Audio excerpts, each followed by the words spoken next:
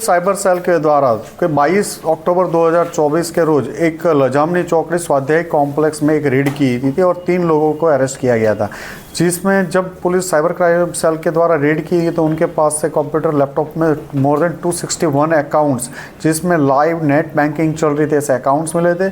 और उनकी पूछताछ में 800 से 650 से ज़्यादा अकाउंट्स मिले थे। उनके पास अलग अलग kids, ATM card, debit card, mobiles, passbook, chequebook, ये काफ़ी चीज़ें बरामद हुई थी। इनकी पूछताछ पे करीबन 111 करोड़ से ज़्यादा का साइबर फ्रॉड में ध्यान में आया था और NCCRP पोर्टल पर 900 के करीब अलग अलग कंप्लेंट रजिस्टर हुई थी।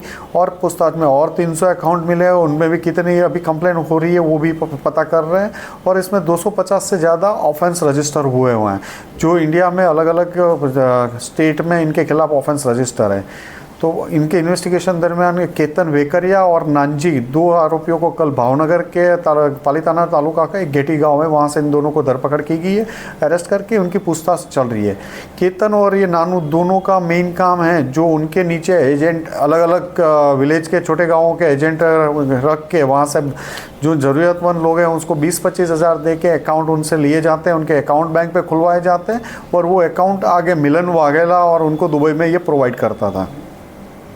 ये कहाँ से करते, कितने देश के जुड़ा हुआ मामला अभी तक की जो जांच चली है? ये साइबर फ्रॉड में चाइनीज़ गैंग का इन्वॉल्वमेंट इनकी पूछताछ के दौरान मिला गया हुआ। चाइनीज़ गैंग फ्रॉड करने के लिए बांग्लादेशी, पाकिस्तानी, इंडियंस का इस्तेमाल करते हैं। उनका वहाँ इंटरव्यू लेके उनको काम पे रखा जाता है और उनसे साइबर फ्रॉड करवा रहे हैं। ये साइबर फ्रॉड होने के बाद ये लोग बैंक में अलग अलग बैंकों में पैसा ट्रांसफ़र होता है और दिरहम में वहाँ दुबई में छोटी अमाउंट जब लाख रुपए तक हो जाता है तो वो बैंक से विड्रॉ कर लेते हैं।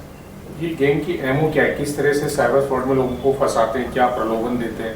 इन्वेस्टमेंट फ्रॉड में ज़्यादा मुनाफा ये सब दिखा के छोटे ट्रांजेक्शन, छोटा बेनिफिट दे के उनको ज़्यादा के लिए ललचाना, फिर एक्सटॉर्शन कॉल, डिजिटल अरेस्ट, तो अलग अलग साइबर फ्रॉड में लोगों को फंसा के ये लोग पैसे लेते थे।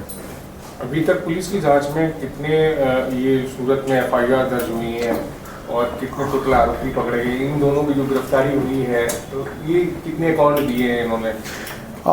इन दोनों को मिला के अभी 7 लोगों को सूरत क्राइम ब्रांच ने अभी तक अरेस्ट कर चुके हैं और काफ़ी लोगों का इन्वेस्टिगेशन अभी चालू है। 225 से ज़्यादा इंडिया में अलग अलग स्टेटों में इनके खिलाफ FIR रजिस्टर हो चुकी है और 125 से ज़्यादा इन लोगों ने बैंक किट अलग इन लोगों ने ला के अलग अलग एजेंटों के थ्रू मिलन और उनको दुबई में प्रोवाइड की हुई है। कितनी बड़ी 111 करोड़ का ट्रांजैक्शन आप बता रहे हैं, तो इसमें से कितनी बड़ा ये रैकेट है पूरा इंटरनेशनल लेवल का? कितने लोग इसके शिकार हुए होंगे आंकड़े के हिसाब? जब फर्स्ट इन्वेस्टिगेशन में 650 अकाउंट मिले गए थे तब NCCRP पोर्टल पे 866 FIR रजिस्टर हुई थी, जिसमें से 250 जैसे तो हमको ऑफेंस मिल गए हैं, अभी ज़्यादा वेरीफाई कर रहे हैं। तो 1000 के करीब तो पहले ही अकाउंट में हो गए थे, 300 ज़्यादा अकाउंट मिला हुआ और उसका पूरे इंडिया में स्प्रेड हुए हैं। इनके अलग अलग ऑफेंसिव हर स्टेट में इनके खिलाफ ऑफेंस रजिस्टर है। ये जो गैंग सूरत क्राइम ब्रांच ने पकड़ी, क्या इन्हीं लोगों ने पूरा भारत में और दुनिया के तमाम देशों में ये खरीदी की है? इन लोगों ने जो अकाउंट प्रोवाइड्स किए हुए हैं साइबर माफियाओं को, उनके उन्हीं अकाउंट में अलग अलग कंप्लेंट रजिस्टर हुई है, तो इनका डायरेक्ट इन्वॉल्वमेंट सभी केसों में गिना जा सकता है। तो इन जो आरोपी क्राइम ब्रांच के देश के बाकी राज्यों की पुलिस भी डिमांड करेगी इन आरोपियों का उनका इन्वॉल्वमेंट? हाँ, हमने सारे अलग अलग स्टेटों को 29 स्टेटों में और यूनियन टेरिटरी में इनके खिलाफ कंप्लेंट रजिस्टर है, तो सभी को हमने इन्फॉर्म किया और इनके बैंक अकाउंट नंबर्स और जो FIR रजिस्टर है जो हमें प्राइमरी मिला था उन सबके साथ शेयर किया है अकाउंट्स इनके नाम। तो अभी बारी बारी सभी इनके कस्टडी लेंगे। सर, इनका मास्टरमाइंड कौन है पूरे नेटवर्क को चलाने वाला?